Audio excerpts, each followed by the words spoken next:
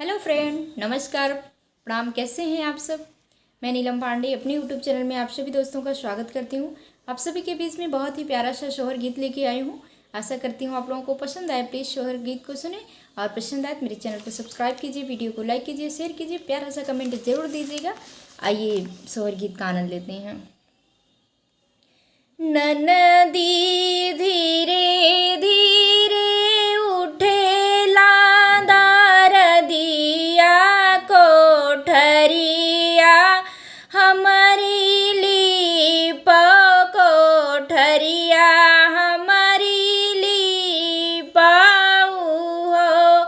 ननदी धीरे धीरे उठेला दारदिया कोठरिया हमारी लीप कोठरिया हमारी लीपाओ हो।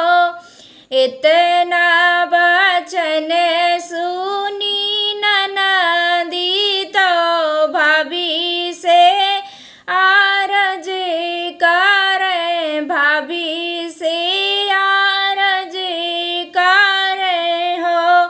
भाभी कहाँ पैबे हमाहूँ जे गोबेरा तो कहाँ वाही जलवा तो कहाँ वाही जलवाई हो। धेनु ही गैया की गोबेरा तो गंगा जल पनिया तो गंगा जल पनियानु हो। ननदी जल्दी जल्दी लिपा हो कोठरिया दारद बाड़ी तेज भैले दारद बाड़ी तेज भैले ओ। आधा कोठरिया ननदी लीपै तो आधे माठन कै तो आधे माठन काई हो। भाभी हम लेवे गले के तिलरिया कोठरी ताब लीपब कोठरी ताब लीपब हो।